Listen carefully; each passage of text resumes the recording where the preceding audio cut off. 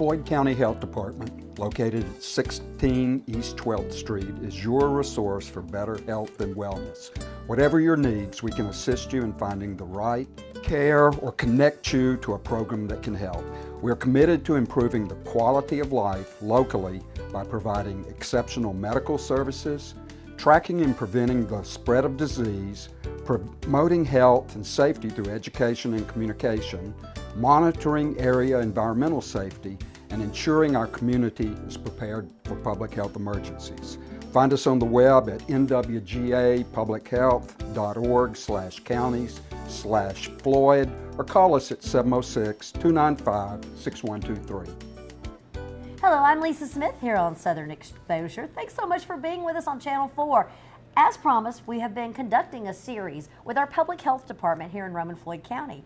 And part of that segment of that show is going to be about inspections. And this is going to be really awesome because everything you learn about commercial inspections, you're going to be able to use all of that knowledge right in your own home and in your own kitchen and actually put some of these safe practices into work for you and your family when you're feeding them and when you're preparing meals. Today, my special guest is Tara Wheeler-Lay, and of course, she has been a 17-year veteran with the Public Health Department here, and you are a specialist in your field tell me your title. I'm an environmental health specialist for food safety manager here at the Floyd County Health Department. So a lot of you may know Tara because either if you have a restaurant or you're in any kind of commercial kitchen setting, you have met Tara. She has been just an incredible advocate to make sure that the citizens of Roman Floyd County and all the people who visit us and eat in our wonderful restaurants are good and safe. So she's going to teach us some practices today, not only what she looks for every day, we're even going to talk about her tools of the trade that she's wearing, as well as what you can take these as best practices in your own kitchen. Okay, so the first thing we're going to do, Tara, is you're going to show us the real right way to wash hands. But I'm going to do it the way I normally do it. See how many of you do it like this at home.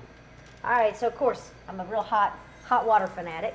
That's good. So I'm getting them nice and wet. I'm keeping my jewelry on just because that's what I'm used to. Got some soapy suds going around. Of course, I always kind of catch the nail beds. All right, so now I'm rinsing. This water's nice and hot here. This is good. All right, now I'm gonna dry them off. Okay. So, give me a grade, how'd I do?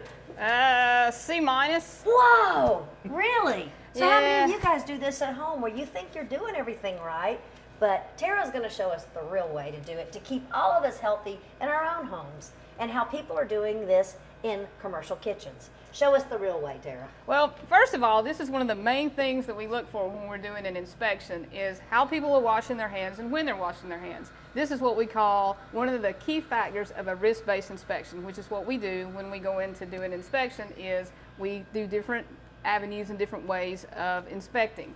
And we focus on risk-based inspection, risk-based in violations, which will seem to make people the sickest the quickest.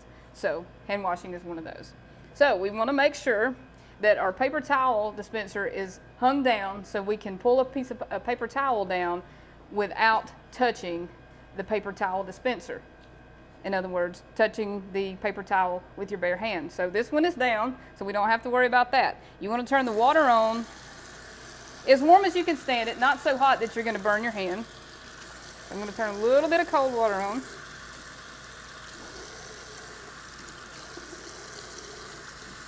All right, so my water's ready. I'm gonna get a fair amount of soap. Then I'm gonna wash my hands for at least 20 seconds. Lisa, you can time me if you want. Okay. Now that's one thing that we don't do. We don't stand with a stopwatch and actually time folks when they're washing their hands. But we do stand there to make sure that they are doing an adequate amount of time and that they are thoroughly washing their hands.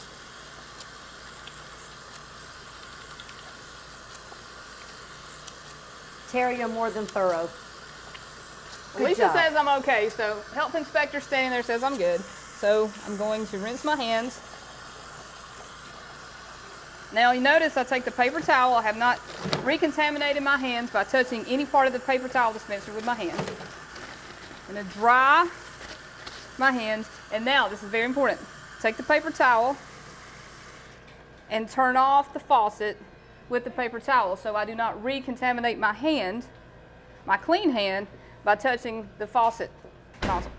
Because what happens is, especially in a restaurant or even at home, when you go to wash your hands are typically dirty. So if you have raw chicken juice, or you have any type of germ on your hand, and you go and you turn on the faucet and you wash your hand, then of course you've got the dirty part off, but then you go and you turn it off, then what have you done? You've recontaminated your hands. So that's something that we really focus on when we do inspections, is to make sure that people don't recontaminate their hands, but also at home. That's very important, not only when you're in the kitchen, but also when you're in the restroom. So please remember that when you're anywhere, whether you're at home or you're at Walmart or the grocery store, that it's very important to prevent foodborne illness.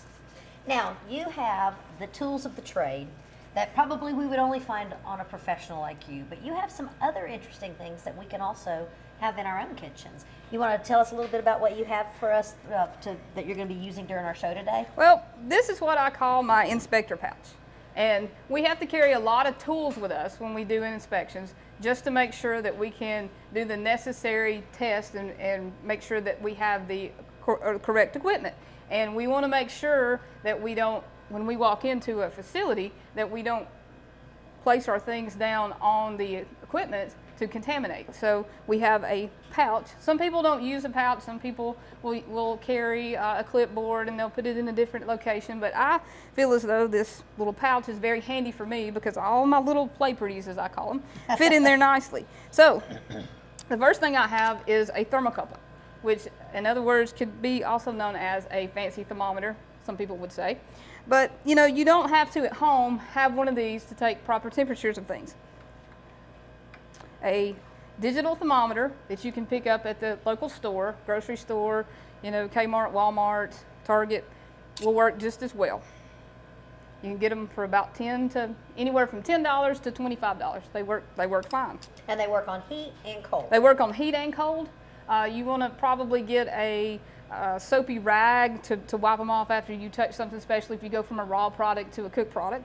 But it's very important when you are in your kitchen, when you're cooking or when you're reheating or anything like that.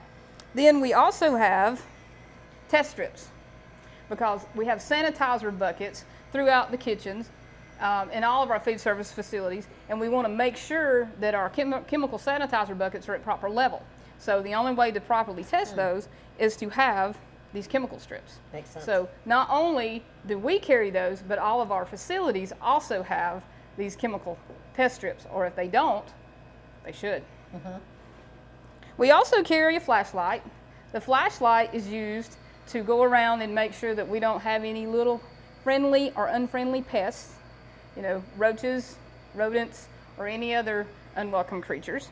And we look at, especially in the storage areas, in the back corners, we'll take the flashlight and look around to make sure that there's not anything that's not supposed to be there. Also have a notepad, so I can write down any time when I need to write down any violations, or also temperatures of foods, because we do take a lot of temperatures when we're doing an inspection. And I also have alcohol pads. The alcohol pads are to sanitize my thermocouple probe when I take temperatures of foods. So one's for foods and one's are actually for temperatures of surface, cold, hot, in a fridge, in a freezer, a stove. Right. So really we can use this for both. And we'll talk about temperatures a little bit later in our program. Okay. So that's pretty much everything that I have in my pouch. So it's very handy for me, and it's very convenient because I can just reach over, and if you haven't noticed, I'm left-handed, so I wear it on my right side. So you've already learned about really how to wash your hands. What's next? Well, we can go to hot holding of foods. And that will be very important when it comes to food safety, especially in the holiday season, because most of you are cooking things that you don't typically cook maybe in the summer months. So it's very important that we hold our foods at the proper temperature. Great. So Tara, we're at a hot steam table, and of course there's a big variation that you're going to teach us about what cold foods need to be kept at and what hot foods need to be kept at, so that we don't end up making our guests sick. Right. Well, Lisa's correct in that. There are certain foods that have to be held at a certain temperature, because if they're not, then bacteria can grow. So when we go in to do an inspection, that's another one of the risk factors that we focus on when we do an inspection, is what hot foods need to be held at 135 degrees or higher. So that's what we're going to emphasize on here, is a hot food. Hot foods that need to be held at 135 higher are foods, again, that bacteria can grow, and those foods typically are considered to be TCS foods, which are what we call time control temperature safety foods. And examples of those foods are cooked rice, cooked potatoes, cooked meat, kind of getting the theme here, cooked green beans, your cooked turkeys, your cooked hams in the holiday season. So you want to be very careful when you cook those, that you don't just sit them out in the, on the dining room table, or then sit them out on the counter after you eat and not keep them at a certain temperature, because bacteria can grow. So I'm going to demonstrate how we take a temperature when we go into a restaurant. That's one of the, like I say, one of the main things, the first things that we go to when we do a restaurant inspection is if we see one of these time temperature control safety foods sitting out, we'll go over and we'll take a temperature to see what the temperature is, and then we start asking questions. Our inspections are very, very, very communicative friendly, if that's actually a phrase or a word. But we ask lots of questions, because we can't just assume that it's a violation without asking a lot of questions. So we're very interactive with our restaurants to make sure that we're getting the full story before we mark a violation. So I'm going to demonstrate of how we would take a temperature of a hot hold food. So always, I have my thermocouple, and again, you can use your digital thermometer at home. It's the same, serves the same purpose. I always have my alcohol pad, but you can also use a soapy cloth, will be fine. So I always dry it off here to make sure we don't have any alcohol remnants on it. And then I'm gonna be careful here because it's hot. Pull it off. And then I'm going to be real careful. I don't have to stick it all the way down to make sure that I get a proper temperature. I just want to make sure that I get it to where the sensor is. And I'll take a temperature. And yep, it's reading at 142 degrees. So we are actually above where we need to be at 135. So I'm going to close it back up to make sure that the heat stays in. Then I always re-sanitize my thermometer, or my thermocouple in this case. Stick my little alcohol pad back in there. Then I always close this back up to make sure that I don't drop it, because these are a little bit expensive, so this is probably something that most people wouldn't have at home. But again, you can get something else that's a little, you can get a digital thermometer as expensive or as cheap as you want to. They have them, even at Walmart that are, $50 if you want to pay that, but you can get them. I got my mom one actually for Thanksgiving that was So just to ensure that you were safe when you ate there. Exactly. I carried her one for the turkey, because she's always the one responsible for the turkey. So I went by Walmart on Wednesday before Thanksgiving and went through the mobs, and I got her one that was $12, and it worked perfect. So just keep that in mind, everyone. Now, since we're still here at the hot food table, I want to ask a couple of questions just about common everyday. So you make a big old pot of soup and you eat dinner. How long do you let that pot cool before actually going to our next step, which is putting it in a refrigerator? Okay, that is a very, very, very good question.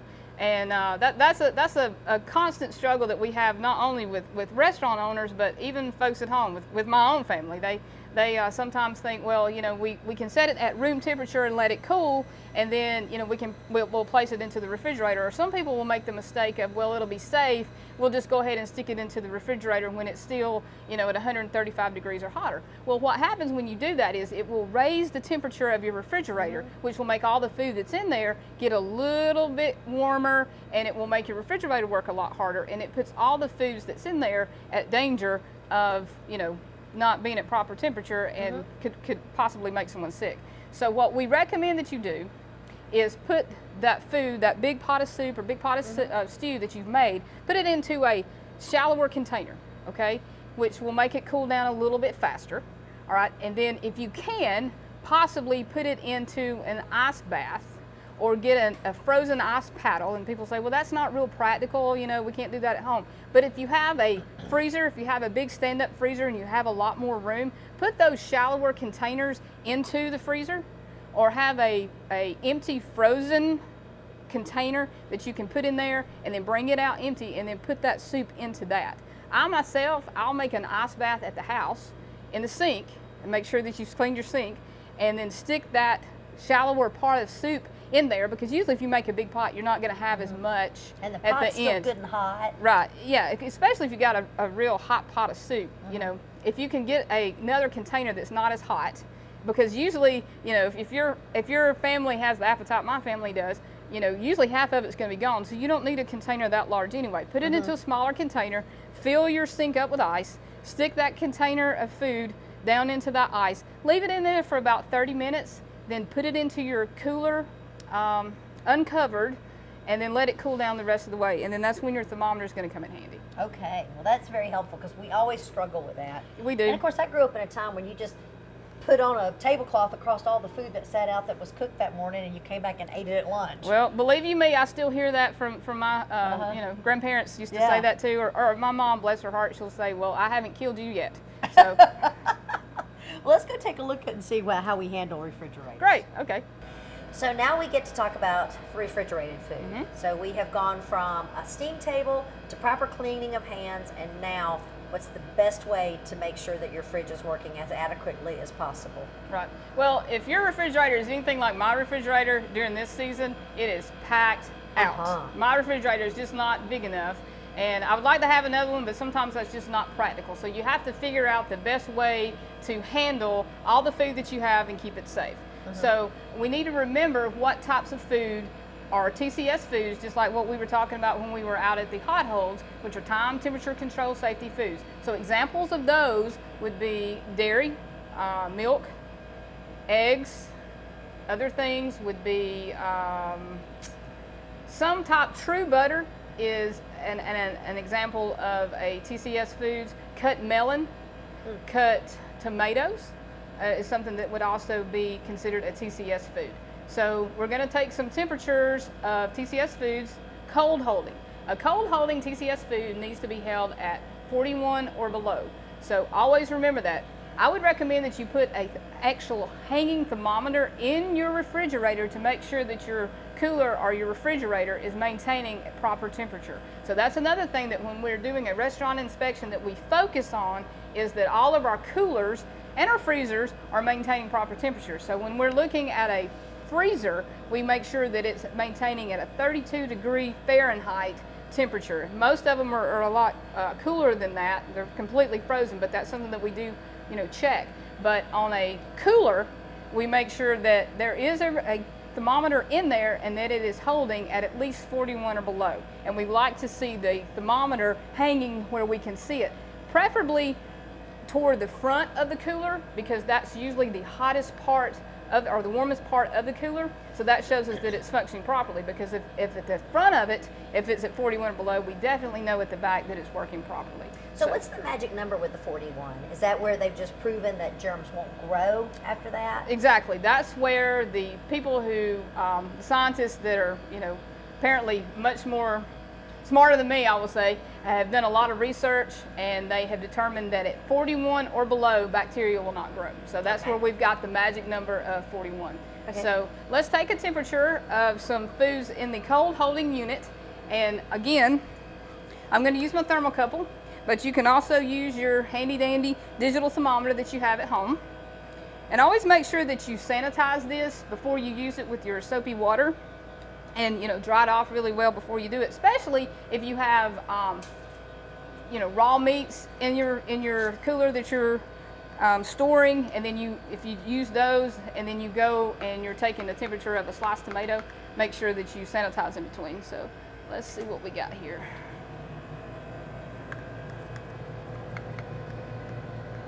All right, so I'm going to pull this out here, and then I'm going to go in between these two bags, not to puncture it. So we are right at 39 degrees. So we are below 41. So that shows that our cooler is working quite well. Now, would you just test one, or are you going to do multiple tests when you're in a commercial setting? When we're in a commercial setting, we test at least 2 items per cooler. Now, if we feel as though that there could be an issue with the cooler, we will test many, many more, but we are required by our regulations to test at least 2 things. If something is cooling in the the refrigerator or the cooler will test more. And of course, they have the visible thermometer Right, there as is well. a visible thermometer here. And again, I do recommend that you do put one in your home thermometer, so that will show, or a home cooler, so that will show you that your cooler is working properly, or your refrigerator in the home setting case. So how can we find out some foods that we could maybe take out of our fridge to make a little more room, but it's not going to make an issue, like maybe packs of celery or... Right. You can actually go to the FDA website and look up TCS foods or potentially hazardous foods, and they can give you a list of what would be a requirement to have refrigerated, or you can call our office. We are always available to help you. You know, we're not just to help the restaurants. We'll help anyone who has any questions about food safety. That's part of my job. You know, my job is enforcement, but I feel like my job is 90% education. So I definitely enjoy working with people and helping people to make sure that they're safe, not only in a restaurant setting, but also in their home kitchens. You know, and I think that's the real important thing, Tara, is that one reason we wanted to do this series was because of all the many reaching arms that public health has here in Roman Floyd County and other counties, of course, but also to realize that you guys are out there to protect Most the definitely. public. And of course, when someone gets a bad food score, you go back in and Right. you give them another chance after you educate them first. Right, we do. We go back within, if a restaurant scores a C or U on their inspection, we're back in the restaurant within 10 days to do another graded inspection. But before that process, we are back in and we do a training with them, answer any questions that they have. And also remember, if they do score a C or U, all of the intimate health hazards or the risk factors that I talked about earlier, those are corrected before we leave the restaurant that day. So it's not like you're making the public at risk. It's been taken care of. And Right. it can be something as easy as, I know how crazy it gets on that line, Right. that food line, that somebody just went, oh, get this because I'm getting this, and they've just totally didn't Exactly, think about what exactly. they did. And that's one thing to always remember. Anybody can have a bad day. You can have a bad day at home in your home kitchen. You know, something can break. You can have a cooler out. You know, you can get home, your refrigerator's not working. You know, anybody can have a bad day. So it happens. So what we try to do is make sure that they understand, that they're educated. If they don't understand something or they don't know something, and we make sure that the item is corrected, and then we go back and do another inspection. So again, we have the enforcement hat, but we have the educational hat, and I feel like that's much more important than the enforcement hat for the most part. And where can people find the latest revised temperatures for cooking of meats? Because that's really changed through the years. Right, Especially right. with pork Right. and lamb. Well, I can go over those with you Sure. right now. A chicken, you want to make sure that you cook chicken to 165 degrees. You want to cook ground beef or beef products to 155 degrees. Pork, seafood, and eggs, you want to cook to 145 degrees. So those are your main cook temperatures for your meat products. If you have something in your cooler that you're going to reheat, say you've got some leftover rice or you have leftover soup from the night before and you want to reheat it, make sure you reheat that to 165 degrees if you're going to keep that on the stove, you know, and serve everybody. You know, it's going to sit there for about 2 to 3 hours. Make sure that you reheat it to 165 degrees and then you hold it at 135 or higher. Again, use your thermometer. Make sure that when you're cooling foods, we talked about that earlier, make sure you cool foods that way. Don't ever just put it out at room temperature. You know, you finish with it and you set it out there and you say, well, I'm going to leave it on the counter for about 2 hours and then I'll stick it into the refrigerator or to the cooler. Again, there has been scientific research that will be a greater risk to make someone sick, especially this holiday season. You know, you cook the big turkey, you cook the big ham, and you're like, well, okay, I'm going to sit it out here and then we'll eat it tomorrow. Definitely don't cool it that way. I know people think that it's pretty and they don't want to cut it till the next day, but it's much, much safer to go ahead and break it down and put it into smaller pieces and then you cool it properly and then put it into your cooler. So please, please, please remember that. There has been lots of scientific evidence and there's been many, many, many outbreaks related to that. I've studied those, I've checked those, and I know that it does happen. So let's not let it happen here for sure. You don't want to be that. You don't want to be there, the victim of that, for sure. Now, what if someone sees something that they're not comfortable with, if they are out in a restaurant or if they're dining someplace and they get home and they don't feel well? What are some of the things that people can do? The first thing we want you to do is call our office. We do take food service complaints. If you see something and you're not sure if it's a violation, but you think it may be, please call our office. That's part of our job, is to go out and investigate food complaints, because again, we have approximately 310 restaurants here in Floyd County. There are 4 inspectors, so we can't be everywhere all the time. So we need you guys out there, you know, checking and making sure that people are doing things safe. I feel very good about our restaurants. I feel like they do the right thing most of the time, but you know, occasionally, like I said, people do have a bad day. Sure. So if they do and they're doing something that you feel like is not right, please call our office. Our number is 706-295-6316. Tell them that you have a complaint, and we'll get the information, and then we go out and we do an investigation. Anytime you call, we will go out and investigate. Great. Is there anything else while we wrap up our show today that you want to maybe just leave as ideas or point to ponder, especially in our own homes? Well, again, remember about the temperatures, 41 or below for cold foods, 135 degrees for or higher for hot foods.